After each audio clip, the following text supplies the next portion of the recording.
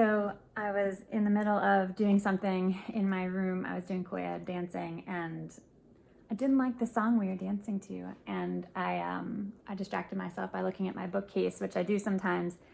And I have a bunch of books on there, some that I've read, some that I have not read, but they all kind of act like a tarot card. So it's like I'll be attracted to a book in the bookcase, and then I'll pull it out, and then I'll just open it to a page and read it. And it's like just always exactly what I was supposed to be seeing in that moment. But I find that even though I am an inner voice facilitator and an intuitive coach, I still struggle explaining to people and what the inner voice is and what intuition is, and why it's something that I feel so passionately about, like in human terms, because it can be such like a deep spiritual experience. So talking to like another person, another mind, I find, it's always hard for me to find the words. But this book that I was called to, my friend Erin recommended it to me a little while ago, called Choosing Me Before We, Every Woman's Guide to Life and Love. So when I opened it up to a chapter where she's talking about trusting your intuition, and it's chapter 4. And I just thought that I would read a little bit of it because it says what I always want to say. So the chapter is called Trusting Me. Who's that talking inside me? Embracing your intuition. Sometimes referred to as a gut feeling, a knowing, or a sixth sense, intuition is undeniably a girl's best friend and a woman's most powerful ally. Intuition puts me first without exception. She never abandons us in our times of need, and if we learn to trust her, she consistently leads us to truth, even during times of dire uncertainty. Our intuition knows what's best for us and what's really not, even if we don't think we have a clue. She gives us the honest answers that no one else can, and utters warnings when we try to act in ways that don't align with loving me. Such a valuable asset, priceless really, but what do most of us do with our intuition? Sadly, we usually ignore her, or even worse, pretend she's not even there. This has to change. Without our intuition, our fears, lies, and illusions win out every time. Without the aid of this keen and centered inner knowing, we're likely to be swayed by others, to settle for less than we deserve, and to hang our own happiness out to dry. You cannot afford to go one more day without learning to trust your wisest and most loyal friend. Your life depends on it. So she goes on, and I'm going to keep going too if this is interesting for you, because it's kind of fascinating for me how she says exactly what I want to say. What exactly is intuition? Merriam-Webster's Dictionary, 11th edition, defines intuition as the power or faculty of knowing things without conscious reasoning, quick and ready insight. No wonder we have such a hard time understanding, believing, and trusting intuition. It's not logical, scientific, or easily seen with our eyes. However, this doesn't mean it's not very, very real. And I 100% attest to that. Every living person has intuition. At some point, we've all experienced it as an inner voice, a sensation, a premonition, or an intense knowing, even if at the time we didn't identify it as our inner guide. Think about an instance when you just knew something was going to happen, such as a specific person calling you on the telephone. One moment that person popped into your thoughts, and the next minute the phone rang and he or she was on the line saying hello. Of course, you said in return, "I was just thinking about you." That was your intuition. Intuition is also what makes mother wake up before baby usually actually starts to cry. Her inner connection to that child wakes her in preparation for responding to her baby. How many times are mothers asked, "How did you know?" insert situation that involves their child, and they reply, "I just knew." Of course, they trusted their natural instincts, their intuition, regardless of logic. But because we cannot see intuition with our eyes or understand it logically, we may discount its relevance and power, even its existence. Even those of us who have consciously experienced its power often continue to doubt it. We have been brainwashed not to trust our own inner knowing.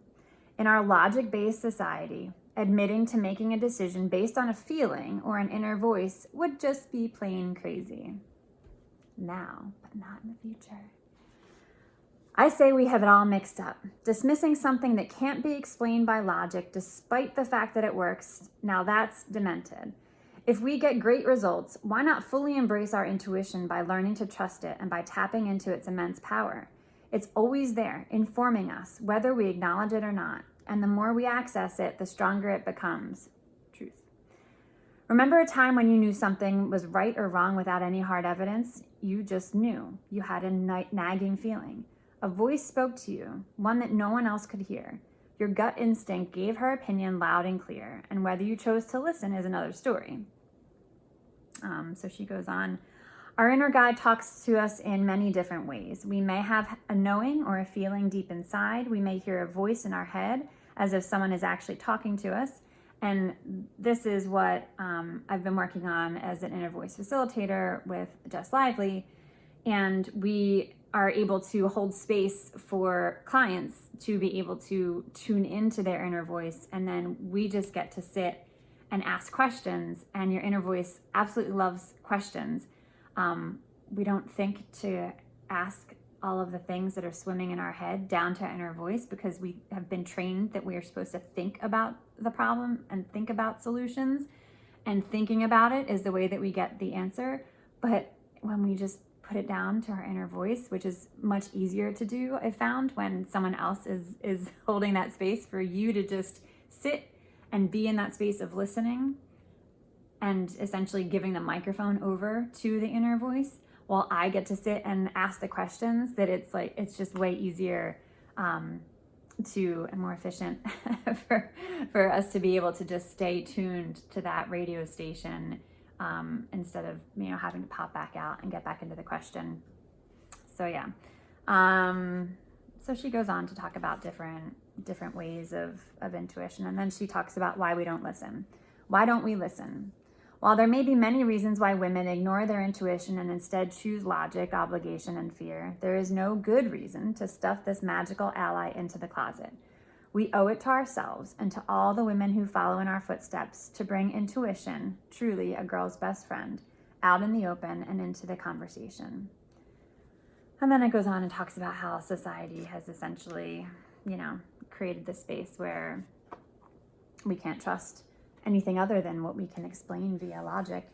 But yeah, man, after living for 37 years fully in a male-dominated school career, I can say with certainty that coming back to this place in me, not that I ever even knew that she was there, but I had a sense that she was there. I had a sense that there was something deeper happening beneath here, but I couldn't access it because I was just so up in here. And so for me, meditation was the first step, and then it was quieting that, tuning into inner voice, finding someone to help me facilitate it.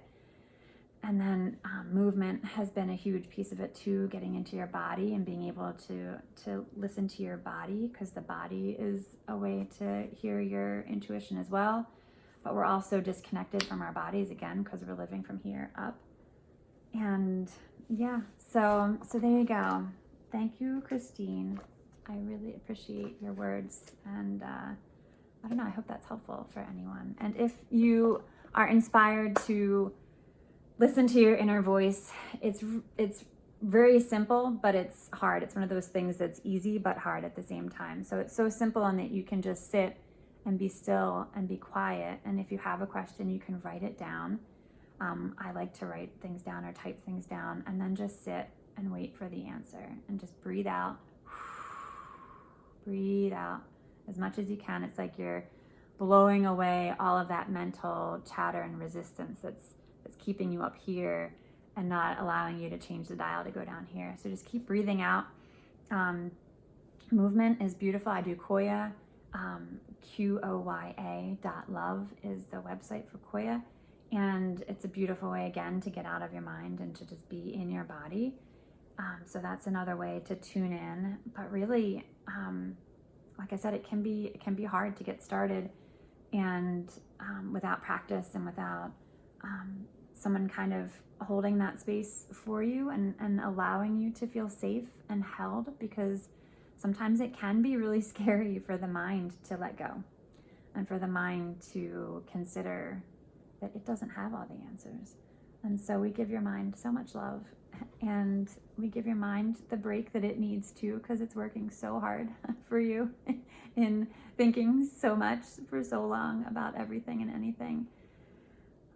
Yeah, and it's just so fun and magical, and gosh, once you have that connection, you're set. So yeah, you have your best friend. Okay, thank you for listening, and I'll see you next time. Bye.